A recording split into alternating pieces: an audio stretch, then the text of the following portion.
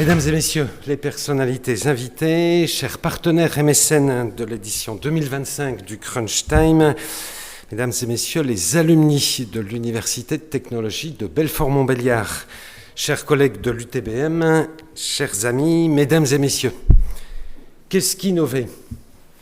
Est-ce une réponse au tumulte du monde moderne, une quête inlassable de progrès, une expression de la créativité humaine sans limite, une obligation face aux crises qui secouent notre planète et nos sociétés, un moyen de repousser les limites du possible.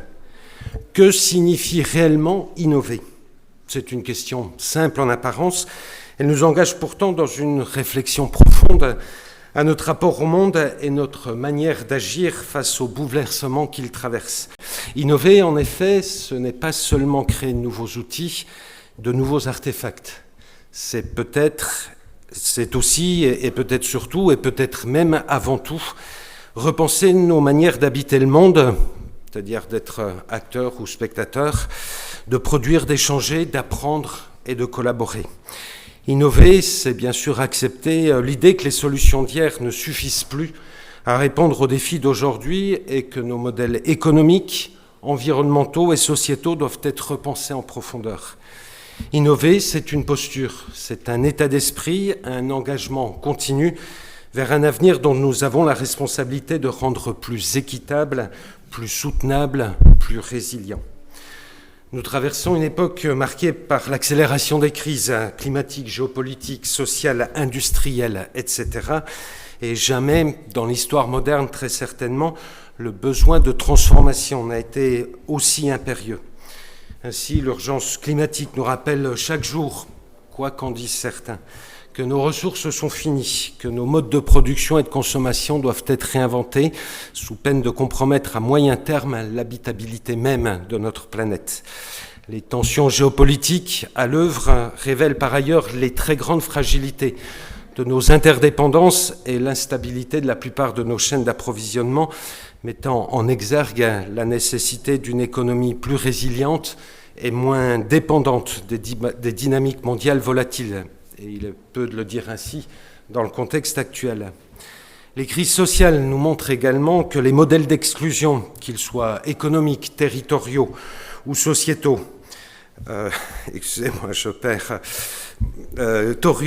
territoriaux ou culturels ne sont plus acceptables si tant est qu'il l'ait été un jour au demeurant et que le progrès ne peut exister que s'il bénéficie à l'ensemble de la société. Enfin, l'industrie elle-même a un tournant entre nécessaire relocalisation et transformation vers des modes de production plus sobres et plus responsables, capable de concilier performance et respect des limites planétaires.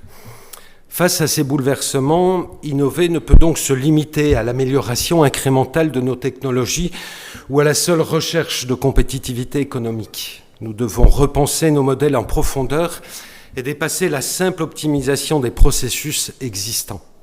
Innover ne saurait donc être une lubie, un luxe, une simple volonté de se différencier sur un marché concurrentiel. L'innovation doit être un processus collectif, éthique et inclusif. Elle doit donc être au service de la transformation sociétale, ancrée dans la réalité de nos territoires, intégrant pleinement les dimensions humaines et environnementales. Et ce faisant, elle doit s'inscrire dans une compréhension élargie de la technologie qui ne se limite pas à ses dimensions matérielles, mais englobe également les transformations organisationnelles, sociales et culturelles qu'elle engendre. Car innover, ce n'est pas seulement inventer, c'est aussi redéfinir nos modes de pensée et d'agir. Innover, c'est interroger nos habitudes, nos schémas de pensée, nos certitudes, pour créer une nouvelle perspective plus agile, plus ouverte. Innover, à mon sens, c'est faire le choix de l'audace et de l'expérimentation, sans craindre l'échec, car chaque tentative, chaque remise en question, chaque exploration constitue une pierre essentielle à l'édifice du progrès. L'innovation doit être ainsi envisagée comme un dialogue permanent entre les disciplines, entre les expertises, entre les générations. Elle ne peut conséquemment être l'apanage de quelques-uns, mais doit impliquer l'ensemble des acteurs de la société. ingénieurs, chercheurs, entrepreneurs, étudiants, citoyens, décideurs politiques, etc., etc. Ce n'est en effet qu'en décloisonnant les approches et en favorisant l'intelligence collective que nous pourrons, je le crois profondément, relever les défis de notre siècle. Et c'est dans cet esprit et avec cette conviction que nous avons structuré à l'UTBM la méthode Crunch, que vous connaissez un peu à présent, je le crois. Et nous avons imaginé donc dans ce cadre le Crunch Time, un moment unique où les idées prennent forme, où les rencontres improbables se produisent, où la diversité des compétences et des expériences devient une richesse.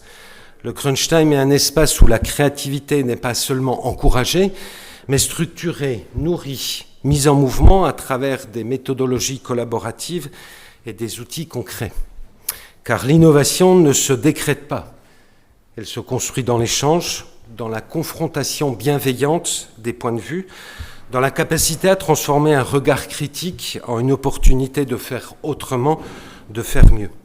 Et il est plus qu'important, à mon sens également, de former les ingénieurs de demain à cette logique. Bienvenue donc, bienvenue à cette édition 2025 du Crunch Time, la 6e du nom.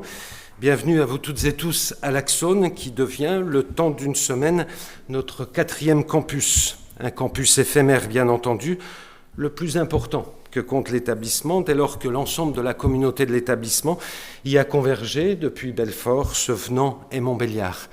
Les étudiantes et les étudiants de l'UTBM ont été rejoints par des étudiantes et étudiants de la Haute École d'ingénierie et de gestion du canton de Vaud, implantée à Yverdon-les-Bains.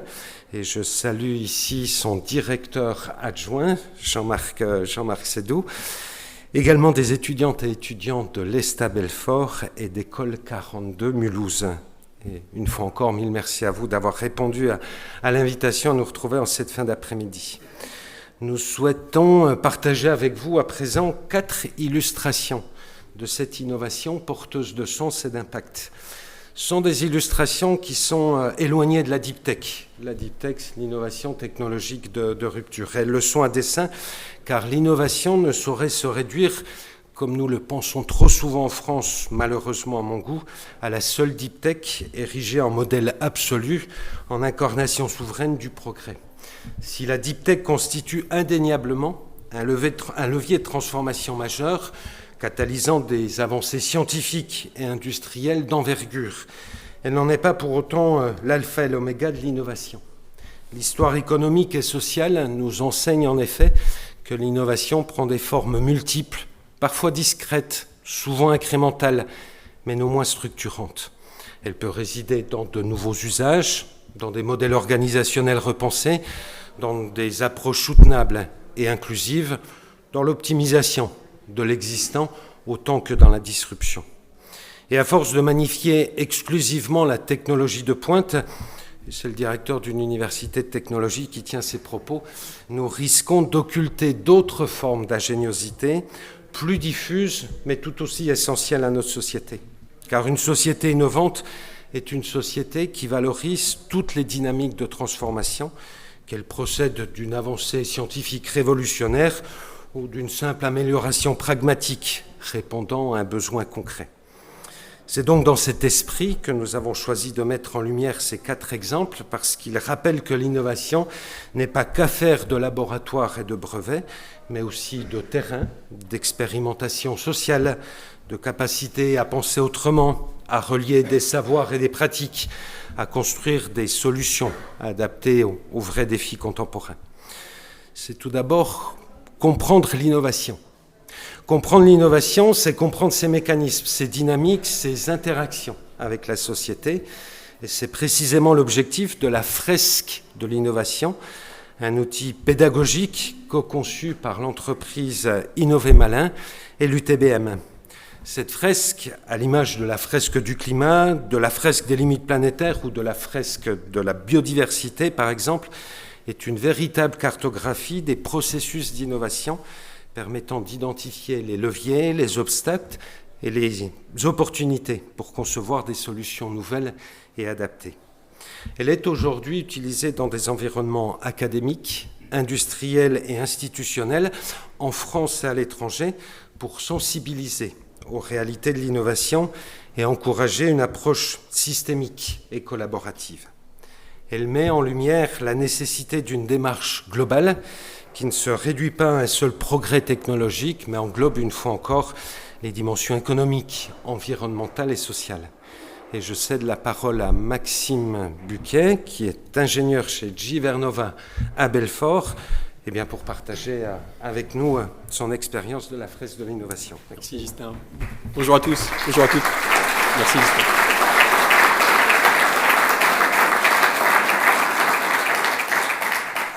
Alors en effet, je vais vous parler de la fresque de l'innovation. Vous l'avez compris, la fresque de l'innovation, c'est un atelier qui se joue de 6 à 8 personnes. Ça s'appelle aussi un jeu sérieux. Et vous l'avez vu aussi, développé au sein de l'UTBM par Laurent Cachelot, ici. Nombre d'entre vous ont interagi avec Laurent, d'ailleurs, pour formaliser votre sujet de la semaine. Cette fresque de l'innovation, elle est précieuse, parce qu'elle nous permet de développer nos schémas d'innovation, développer nos cartes mentales. Et aujourd'hui, d'ailleurs, je vous ai amené une carte. Je vous ai amené ma préférée. Je vous ai amené la carte co-création. Pourquoi ? Parce que c'est tout l'enjeu de cette semaine. La première fois où on a joué à la fresque de l'innovation, c'était pendant le crunch. Laurent nous a amené en dessous des travées quelques industriels, quelques participants aussi de plus petites entreprises, des associatifs, et puis on a fait notre première fresque de l'innovation. Et ce qu'on a vu était assez intéressant, en fait. On s'est retrouvés. C'est-à-dire qu'en dépit de nos structures qui étaient parfois très différentes, de nos histoires qui étaient très différentes, il y avait des mécanismes qui étaient relativement universels.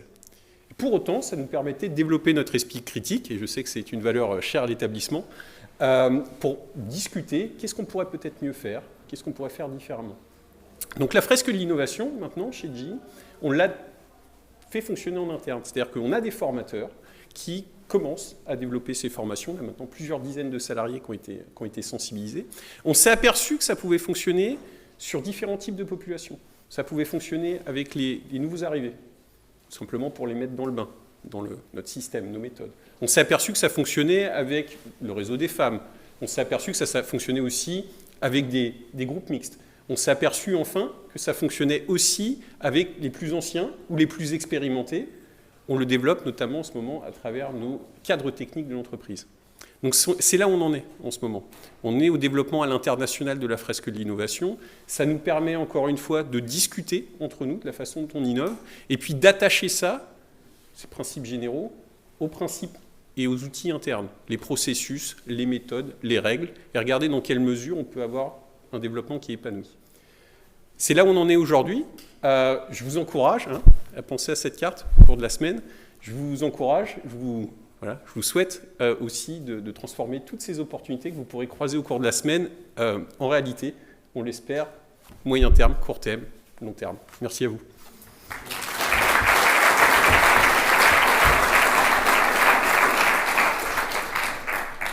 Alors, l'innovation trouve assurément son sens ultime lorsqu'elle impacte directement la vie humaine. Le poumon pédagogique, développé en collaboration entre ingénieurs, chercheurs et infirmiers médecins de l'hôpital Nord-Franche-Comté, illustre cette dimension essentielle. Ce dispositif permet de simuler des pathologies respiratoires complexes et d'entraîner les professionnels de santé à l'utilisation des respirateurs artificiels dans des conditions très proches du réel. Ce projet, que nous allons partager avec vous d'ici un instant, démontre la puissance de l'innovation collaborative. Il ne s'agit pas seulement de progrès techniques, mais d'une démarche transdisciplinaire où chaque acteur, qu'il soit scientifique, praticien ou utilisateur, joue un rôle central. Et c'est toujours en croisant les expertises et en plaçant l'humain au cœur de la démarche que nous pouvons développer des solutions qui sont véritablement adaptées aux enjeux du terrain. Donc je cède la parole à Laurent Fèvre, infirmier coordinateur en réanimation à l'hôpital Nord-Franche-Comté, pour partager avec vous ces développements. Et je remercie Laurent de nous avoir rejoints aujourd'hui, malgré une convalescence, je crois, consécutive à une intervention chirurgicale récente. Merci Laurent d'être là. Je te laisse là.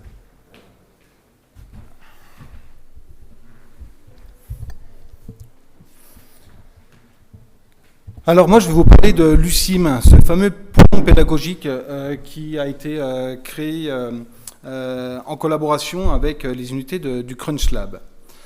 Alors déjà merci Ghislain puisque le terme innovation collaborative que tu as utilisé dans ton discours est effectivement le maître mot concernant le projet Lucime.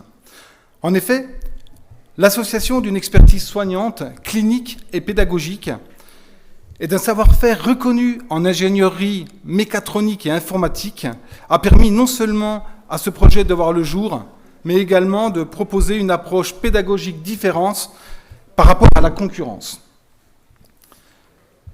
Tout a débuté lors de la crise SARS-CoV-19. D'ailleurs, nous fêtons aujourd'hui les 5 ans du premier confinement.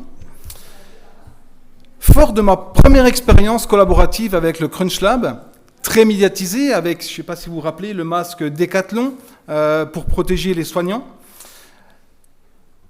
Et devant ce constat où de nombreux professionnels hospitaliers non formés à la réanimation sont venus apporter du renfort pour faire face à l'afflux massif de patients en réanimation, j'ai décidé en 2021 de poser un projet de développement d'un simulateur de poumon à visée pédagogique. Alors cet outil devait être capable de mimer toutes les pathologies respiratoires humaines. À cette époque, en réanimation, nous n'avions pas d'autre alternative que de leur apprendre les principes de la ventilation artificielle au lit du patient ou à travers d'outils bricolés peu pédagogiques. Qui plus est, l'adage de la Haute Autorité de Santé, jamais la première fois sur un patient, a renforcé cette envie d'innover et de construire un nouvel outil pensé par des soignants. On l'a imaginé, il était conçu par des ingénieurs passionnés et à destination des soignants, mais pas que. L'équipe initiale qui s'est autoconstruite autour du projet lors du Crunchmaker Camp en 2021 a développé un premier prototype que vous voyez sur la diapositive en haut à droite. Et ce premier prototype a gagné le premier prix d'innovation au hackathon avec ces 3 modules capables de reproduire la plupart des maladies respiratoires rencontrées en réanimation. Durant 3 ans, nous avons développé Lucime avec l'équipe initiale dans un esprit maker, où la seule passion et l'envie d'apporter des solutions à tester au laboratoire de simulation de l'hôpital de Franche-Comté étaient de mise. Le simulateur a évolué progressivement au fil des années, avec à chaque étape des améliorations, des optimisations électroniques, informatiques et en design. Toutefois, devant l'engouement des enseignants en santé et de l'industrie des respirateurs que nous avons rencontrés, notre projet il a évolué vers une phase un peu plus entrepreneuriale. Cela fait maintenant 1 an qu'une nouvelle équipe plus opérationnelle est née et l'ambition d'aller plus loin et proposer un outil commercialisable nous anime à chaque instant. À ce jour, Lucime est devenu un outil pédagogique performant, fiable, garantissant une formation basée sur le raisonnement clinique, cher à nos cœurs. Un nouveau module de réalité virtuelle, que je vous présente tout de suite, développé par Fabrice Laurie, permet une immersion pédagogique encore plus réaliste, où l'apprenant peut voir ce qui se passe à l'intérieur du poumon quand celui-ci est malade. Donc avec cette réalité virtuelle, on est capable de simuler une crise d'asthme, on est capable de simuler un patient emphysémateux, un syndrome de détresse respiratoire aiguë. Voilà. Et effectivement, on a dans l'équipe un docteur junior qui nous a dit « mais si j'avais eu ça pendant mes études de médecine, j'aurais tout de suite compris beaucoup mieux la physiopathologie respiratoire ». Alors, aux portes de la commercialisation, d'autres défis émergent. Marquage CE, formation certifiante, industrialisation, des défis complexes à relever, mais passionnant. En tant que bénévole, nous sommes passés de cette version-là, au Crunchmaker Camp en 2021, à ce poumon que vous voyez en haut de l'écran. Un outil abouti est testé des centaines de fois devant les apprenants au laboratoire de simulation. 2 thèses médicales ont été évaluées à la faculté de médecine de Besançon. Alors imaginez ce que nous pourrons faire en y travaillant à temps plein. Je vous remercie pour votre attention et si certains sont intéressés pour découvrir Lucime, il sera en présentation tout à l'heure dans la salle. Merci Gissin.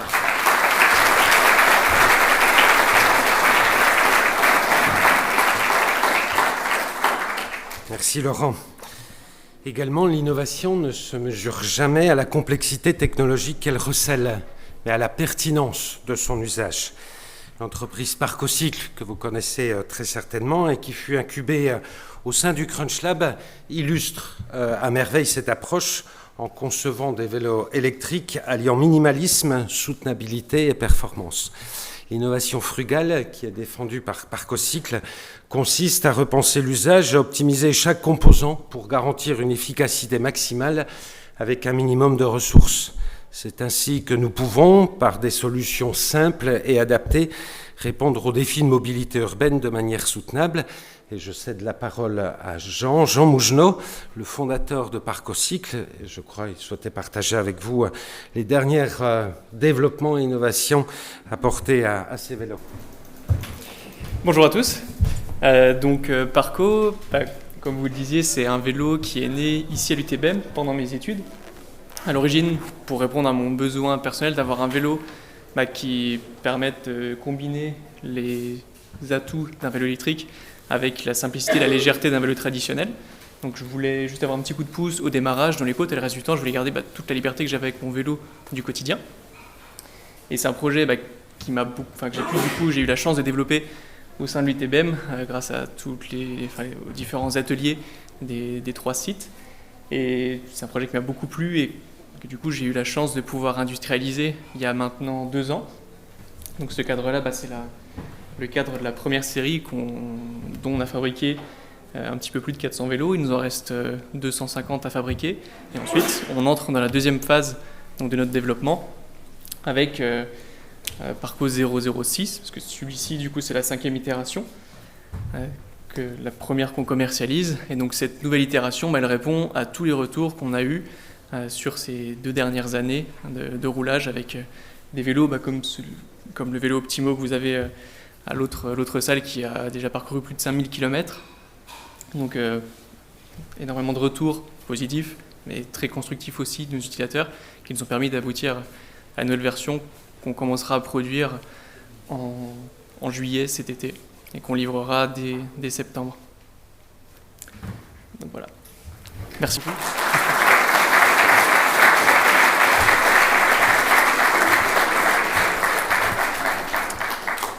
Merci en tout cas Jean. Donc vous voyez, à l'UTBM, nous croyons fermement que l'innovation doit être pensée pour et avec l'ensemble de la société. Et nous devons encourager l'émergence de solutions qui ne soient pas seulement des solutions performantes, mais une fois encore soutenables, inclusives et éthiques. Car innover pour innover n'a absolument aucun sens. Ce qui importe, c'est d'innover avec une vision, avec une ambition collective, avec une conscience aiguë des impacts que nos choix ont et auront sur le monde de demain. J'en suis assuré, nous sommes toutes et tous ici réunis par une conviction commune, celle que le progrès se construit ensemble, que chaque acteur, qu'il soit industriel, académique, institutionnel ou citoyen, a un rôle à jouer dans l'aventure humaine qui est l'innovation. Donc le crunch time est l'illustration, je l'espère en tout cas, de cet état d'esprit où les idées se croisent, où les collaborations naissent, où l'intelligence collective peut s'exprimer pleinement. Alors, j'aimerais formuler le vœu que nous poursuivions cet élan ensemble, que nous continuions à explorer, à expérimenter, à imaginer, et ouvrons de nouvelles perspectives, osons remettre en question l'existant, créons des passerelles entre les disciplines, entre les générations, entre les territoires, car c'est à cette condition et à cette seule condition que nous bâtirons un futur à la hauteur de nos espérances. Je vous remercie à nouveau très vivement toutes et tous d'avoir répondu à l'invitation à nous retrouver en cette fin d'après-midi. Je vous remercie de même pour votre amicale attention et je vous convie à poursuivre nos échanges autour d'un apéritif dînatoire qui est en cours d'installation. Mille merci à vous et que vive l'UTBM. Merci beaucoup.